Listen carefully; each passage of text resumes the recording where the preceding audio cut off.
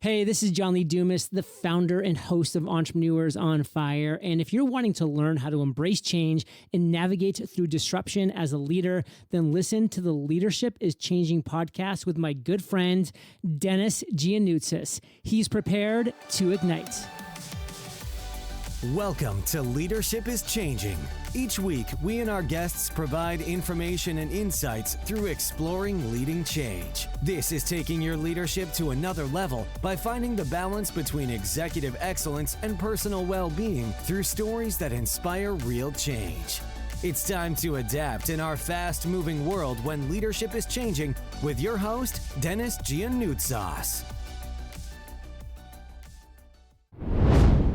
New Zealand, just for our listeners to understand, that we went hard right at the beginning for lockdowns last year and so forth, and we've been able to manage it and doing really well. And yes, there's been one sort of second sort of little outbreak, but we could manage that. And now there's been some tinkering of a couple of things. We're on top of things compared to other countries like Europe and the US and other countries. New Zealand is, as you said, as I said in the introduction, it's about one of the best in the world and how it's handled COVID. What's being part of that team? What's being part of a team that's really doing well and making sure that the country and its people are safe? Response is my life. I live for response. So I love the chaos of response. I love being amongst it.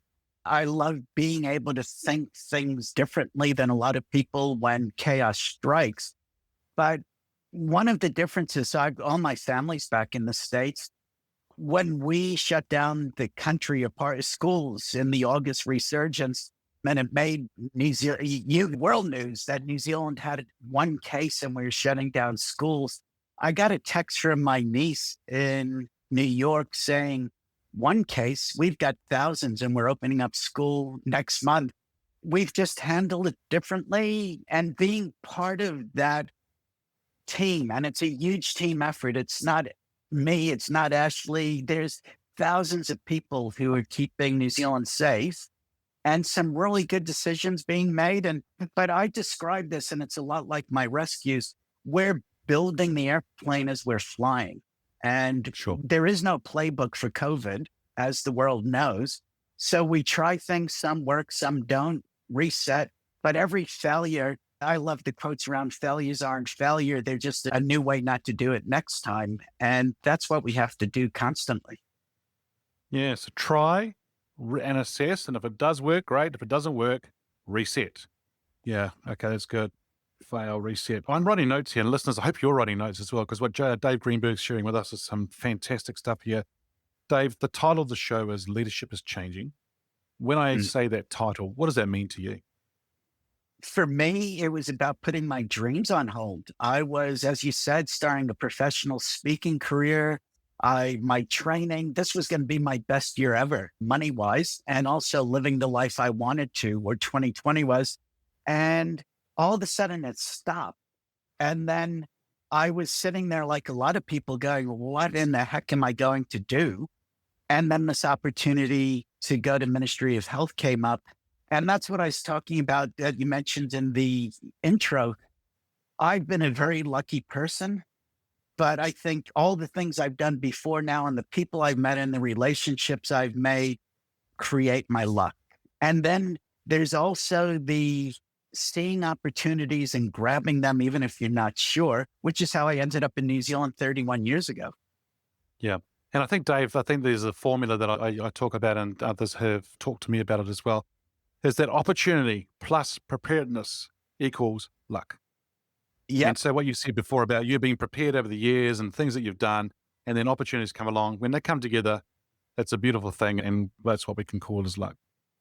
Yep. And I guess just the name of my company, Emergency Preparedness. I've been doing my whole life waiting for these days. There's a great clip on The Simpsons, if someone goes to YouTube, about Simpsons Peanut Factory. And it's about the manager of a peanut factory that's been preparing his people every day for the day an elephant escapes. And all of a sudden an elephant is running through Springfield. I am that manager. No, well done. Yeah, cool. Hey, the show is called Leadership is Changing. When I say that name, that title, what does that mean for you? I think the way we deal with people has changed and is changing quite dramatically. In the past, perhaps as much as 10 or 15 or 20 years ago, if you told somebody to do something, they did it. And it was a lazy leadership. I think nowadays you cannot be a lazy leader. You need to engage with your people. You need to win them and move them. Just telling people to do something is not effective. There needs to be whys, there needs to be engagement. And I think the whole human relationship and dynamic has shifted. It is a more equal relationship, I think. And that requires a bit more work and a bit more thought than the old style of which I would consider lazy. Yep. So being a lazy leader, being a leader that was just shoot from the hip and hope for the best is not going to cut it today. You have to prepare. You have to be able to communicate, connect with people, is what Colin is sharing with us, listeners, and the fact that you need to prepare, but also win them and move them and where you want the organization to go and your employees, which is really important. Yeah, you still get leaders who are quite authoritarian, who bark their orders and all of that sort of thing, but you have other issues. You have possibly lower productivity levels. You have lower morale. You have higher staff turnover. You have all of those issues if you're not engaging people at a human level and treating them more or less as equals, because they are. You're all in this together. It's just so happens that you're the one that has his or her hand on the tiller. Yep. Fair enough. So this program, this podcast is called Leadership is Changing. With that title, when I mention that title, what does that mean for you? What it means for me, I think, is that as leaders, we are changing, which in turn means that leadership is changing overall. And it means that we're all having to look inwards, and particularly in the environment we're in now, look inwards about how we lead. So how I lead now has changed significantly since how I would lead in the corporate world. I like the franchising or the licensing model because my teams have a monetary and a business interest vested with me. It's a reciprocal agreement, I like to term it as. So as a leader, what I'm doing now is I'm leading a brand, or actually two brands, but I'm encouraging and I'm mentoring and I'm using my extensive leadership and corporate knowledge to help SMEs to lead their businesses in turn. So for me, leadership is changing at the moment. It was changing anyway for me personally, but it's changing. I think that if you are not technologically moving forward with your business, podcast, Zoom, it doesn't matter what that is. When we went into our first lockdown in New Zealand, we completely changed the way that our clients and all of our owners interacted as teams. So leadership is about creating more opportunities to interact with each other at a better level, and then do that with your clients as well. Make it easier for your clients, show them what you can do in that leadership. So for me, it's about making sure that I've got the right people around me. My strength is ideas. People follow my ideas. Some of them are crazy. Some of them have cost money, to be honest with you. Yeah. But they follow ideas. And what I'm trying to create, particularly with the networking group and putting business owners in a room, is I'm trying to create a tribe of people that believe that helping each other in business is the right thing to do. So I'm wanting to lead a tribe of people who genuinely want to help each other be better in business. And that's what leadership for me means now. But actually, you have to get with the times. If you're not constantly improving everything in your business, your software, we've updated all our software in all of our businesses, then you're not leading. You have to be leading by example. For me, having the best team around me, all of the people that do the things well that I don't do in this modern world. So we now have full-time IT people that we didn't have before. Yep. We have to make sure we are the best leaders by having the best people around us. What I also ask from my people now, and what came out of COVID in that particular couple of lockdowns in New Zealand, was I've asked them to step up to the next level. step up to the next level and be comfortable and leading what you do. So if you're our IT guru, then you lead that. If you're our sales and marketing team within our brands, then you lead that. I don't lead that, you lead that. I know nothing about IT, you lead that. So it's about getting them to lead their part in the business. And I think that's where leadership needs to change. If you are not empowering your people and your teams, you're not going to survive in this world. Yeah, I love it, Mark. And listeners, Mark Trafford here is sharing some beautiful wisdoms and insights here in relation to around leadership is changing, and leaders need to get up with the times. Fantastic. And being the best leaders by having the best people around you. And then he's enabling people to step up to the next level and lead those different areas, which is fantastic. Yeah, I love it, Mark. So the show is called Leadership is Changing as a title. What does that mean for you when I say that title?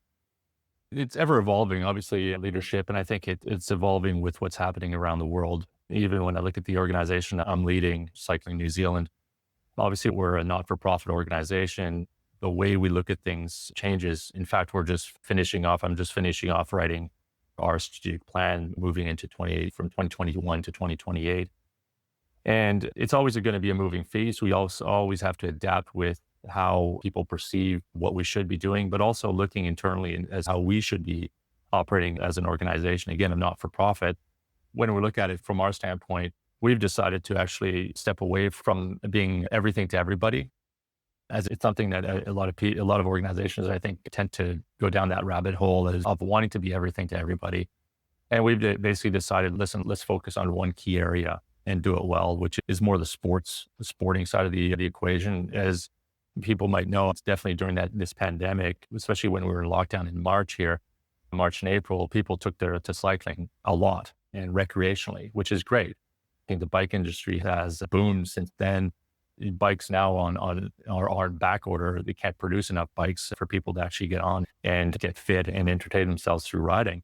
But for us, it's a demographic. The recreational cyclist is not something that we've decided to actually target. We wanted to target more the high performance area, and high performance being the whole pathway from kids getting on bikes and starting to compete at school level to Olympic medalists and onward to athletes that become professionals in their own right on professional teams, whether it be in Europe, North America, or elsewhere.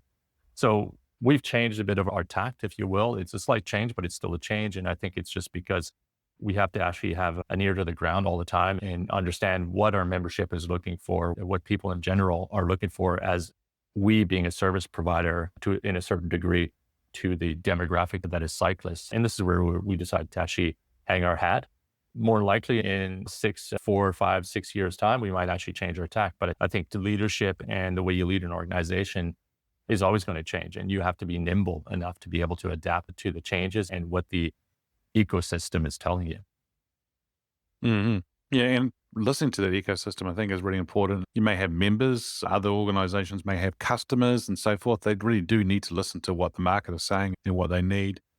How important do you think it is for organizations to revisit their strategy, and how often do you think they should revisit it? Oh, that's I guess the age old question, isn't it? I think to a certain degree, to me, you feel it. If you're really in tune with your members and your staff, you feel it to a certain degree. But I think we're in sport, definitely in Olympic and Paralympic sport, we operate on a quadrennial basis. And so for us, it makes sense to be able to revisit it every 4 years, just do a sense check every 4 years. When I took the helm of the organization, I looked at our past strategic plan, and I did feel that it needed to be revisited. I think in certain places it's a bit antiquated, and it was probably really good at the time when it was pumped out and put forward. But I really felt that we needed to revisit it and really bring in a massive consultation period to actually get a better sense of what we do. So basically, it's taken us 18 months to actually get to where we are right now. A long, drawn-out process. But I do think that because we actually did a lot of consultation, it'll be easier for people to buy into the strat plan when we pump it out in about 2 months' time. To answer your question, I think you feel it if you're really close to your people, your staff, and your membership.